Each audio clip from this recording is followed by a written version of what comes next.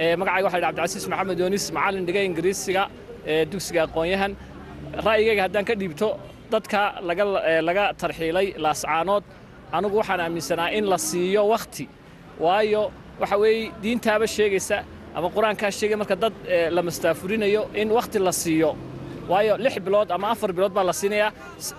si dadku u sii diyaar garoobaan laakiin qabtan lagu tarxiilay anigu waxaan arkaa inay tahay arrin qaldan oo dadka ka nixinaysa waayo ubad iyo haween baa ku jiray bismillaahir rahmaanir rahiim magacaygu waa injineer Dacar Jaamac su'aashay weydiisana dadka laascaanood laga raray ee loo raray wadankoodii waa arrin sax ah sababtoo ah wadankan waa wadan sharci iyo kala dambeyn leh ma aha xirigeel ama meel iska soo galayo sida awgeed dawladda iyo shacabka laascaanood labadaba waa ku bogaadinaynaa waliba laascaanood qura ma aha Hargeysa iyo Burca iyo Boorama iyo Berbera meel kasta ay joogaan waxaan leenahay ayar dhartay ha baxaan waqtina ha la siiyo ha loo sheego inay wadankan aanay lahayn ay ka baxaan barakacayaal baahan marka ugu horeyso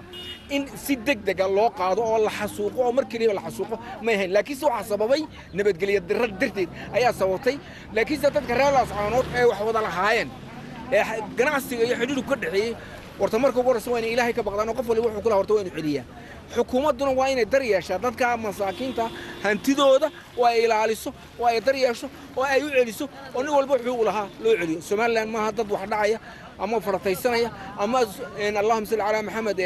meel qofka binaadamka lagu farataysan ma qurux badan qof waliba xaq buu leeyahay xaqiisa waa in loo celiyo bismillaahir rahmaanir rahiim magacaygu waa Saciid Maxamed Khayre aragtidayda haddaan cabiro laascaanood boqolkiiba boqol sharaf iyo karaami ku leeyihiin inay sidaa yeelaan because waxay badbaadinayaan ummadooda dhalinyarteena jaamacadihii bay ka wada bixin gidaaradaas ay fadhiyaan dad kale oo ajahaniba baa shaqadii ka qaaday shaqadii hoos oo dhan waxa haysta Oromo Ethiopian iyo dad kale oo Yemen Pakistan Hindi Bangladesh shaqadii construction ka haydo dhan iyagiiba hayaan dhalinyarteena waa kuwa telefoonada mobilku sidaa u salaaxayaan aragtidoodii ku waayay maqalkoodii ku waayay waa saddexdii dareen ugu qaalisanaa waa tajkii waa maqalkii waa aragtidii muqaaxiday wada fooraraan dawladdu policy-na ka yeelataa bay ahayd oo dadka ajahanabka ay ka saartay magaalada si dhalinyarteenu ay shaqo u hesho laascaanoodna kun jeer bay ku mahadsan yihiin inay sidaa yeelaan